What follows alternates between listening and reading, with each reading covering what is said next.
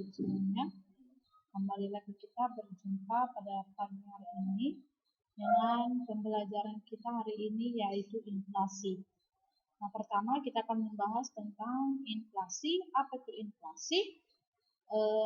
Materi kita hari ini sambungan dari materi minggu lalu, yaitu mengenai indeks harga.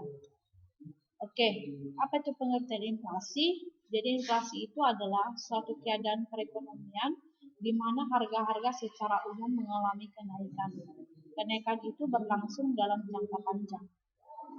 Oke, sekarang apa penyebab terjadinya inflasi?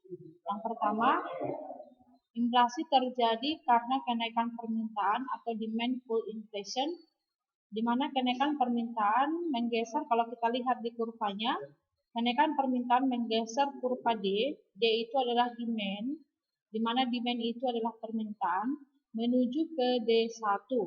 Sementara penawarannya tetap atau S. Jadi S itu adalah penawaran supply, sedangkan D itu adalah demand, yaitu permintaan. Titik keseimbangan baru atau B pada harga P1 dan jumlah Q1. Jadi kita bisa perhatikan di sana bahwa ada satu titik di sana, ada titik A dan titik B, di mana titik A itu adalah keseimbangan yang pertama, sedangkan titik B adalah keseimbangan yang kedua.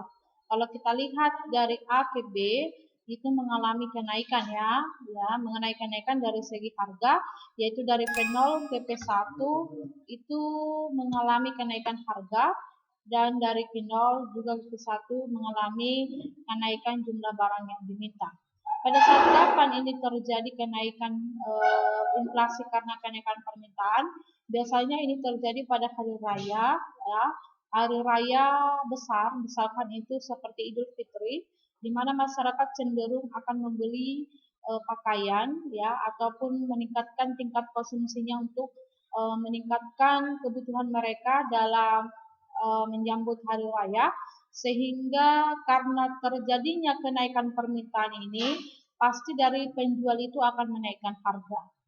Maka penjual akan menaikkan harga, sehingga hal itu akan mengakibatkan terjadinya inflasi. Itu yang pertama. Yang kedua, kenapa terjadi inflasi? Yang kedua penyebabnya itu adalah inflasi karena biaya produksi. Di sini yang naik itu adalah biaya produksinya, yaitu S, dari S ke menuju S1, atau dari titik keseimbangan yang pertama A menuju titik keseimbangan yang kedua yaitu B. Sedangkan demand atau permintaannya tetap. Jadi yang berubah itu adalah penawarannya, S-nya. Jadi ketika biaya produksi naik sementara permintaan tetap, maka jumlah yang ditawarkan berkurang. Karena kurva permintaan S bergeser ke S1. Jadi pada titik keseimbangan baru B, harga meningkat menjadi P1. Jadi bisa kalian lihat di situ, harga meningkat dari P0 ke P1. Ini diakibatkan oleh karena perubahan yang namanya penawaran. Jadi yang berubah di situ penawaran ini, S-nya. Sedangkan demand-nya atau permintaannya itu tetap. Itulah dia inflasi karena biaya produksi.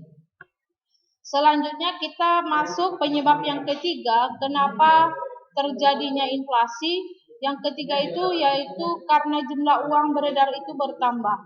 Artinya, jika jumlah barang tetap, sementara jumlah uang beredar bertambah, maka harga-harga akan naik. Artinya bagaimana? Kalau semakin banyak jumlah uang beredar, banyak jumlah uang beredar, nilai uang itu akan semakin menurun. Artinya kalau dulu uang 100.000 itu masih bisa kita gunakan untuk membeli 5 macam barang.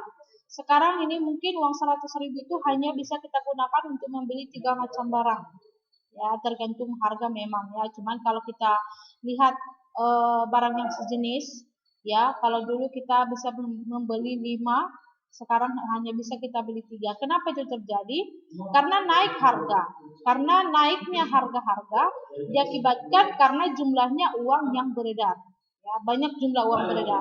Kayak gitu ya. Kalau dulu kalau kita lihat daging ini di sini ada daging sapi. Kalau kita lihat daging sapi ini dulu harganya masih 70.000.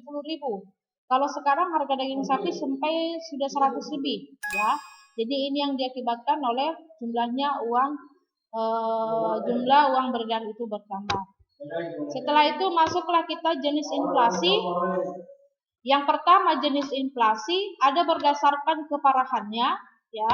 Berdasarkan keparahannya, inflasi itu ada 3. Yang pertama, berdasarkan keparahannya inflasi ada inflasi ringan, ada inflasi sedang, ada inflasi berat, dan ada inflasi sangat berat. Kalau dia inflasi ringan 0 sampai 10%, kalau dia inflasi berat 10 sampai 30 sedang, inflasi sedang 10 sampai 30%, inflasi berat 30 sampai dengan 100%, sedangkan inflasi sangat berat atau hiperinflasi itu adalah 100, di atas dari 100%. Yang kedua, jenis inflasi itu berdasarkan sumbernya.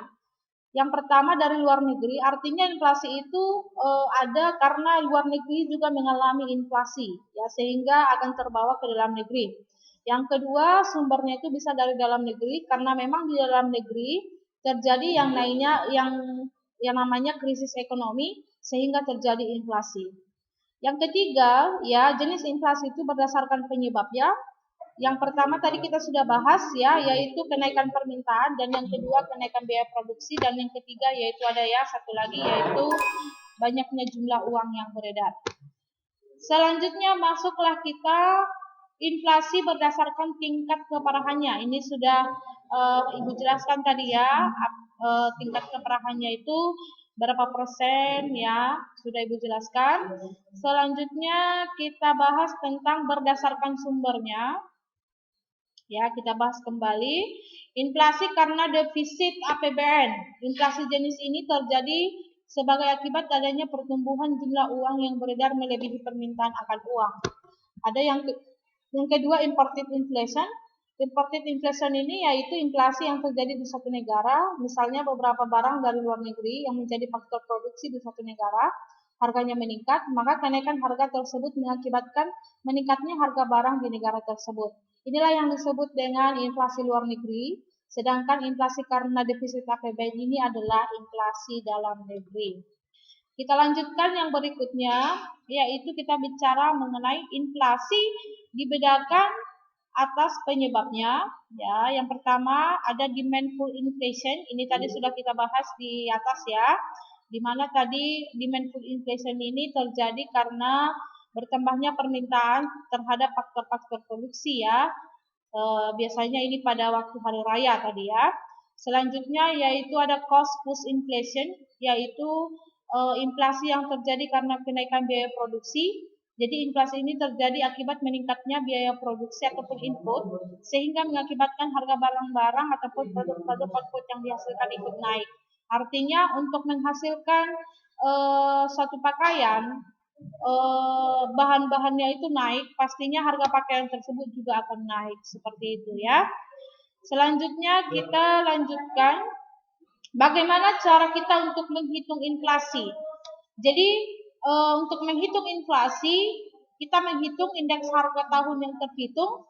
Itu rumusnya itu sama dengan harga tahun yang dihitung dibagi harga tahun dasar dikalilah 100%. Itu ya untuk menghitung inflasi. Selanjutnya masuklah kita ke dampak dan cara mengendalikan inflasi. Dampak inflasi yang pertama terhadap pendapatan. Inflasi dapat menguntungkan produsen namun merugikan seseorang yang pendapatannya tetap. Itu ya. Yang kedua dari sektor ekspor, harga barang ekspor semakin mahal sehingga daya saing berkurang. Dan yang ketiga, terhadap minat orang untuk menabung, pendapatan real berkurang karena jumlah bunga berkurang karena inflasi. Yang keempat, terhadap kalkulasi harga pokok, harga yang ditetapkan dapat terlalu kecil atau terlalu besar. Selanjutnya, kita lanjutkan bagaimana cara mengendalikan inflasi. Yang pertama, kita menggunakan kebijakan moneter, di mana kebijakan moneter diambil dengan maksud untuk mengurangi jumlah uang beredar di masyarakat yang dilakukan oleh Bank Indonesia. Kebijakan penetapan persediaan kas, yaitu meningkatkan persediaan kas bank umum. Yang kedua, kebijakan diskonto, yaitu meningkatkan suku bunga. Yang ketiga, operasi pasar terbuka, yaitu jual beli surat utang negara kepada masyarakat. Dan yang selanjutnya yaitu dari segi kebijakan fiskal, cara untuk menanggulangi inflasi, yaitu di mana kebijakan fiskal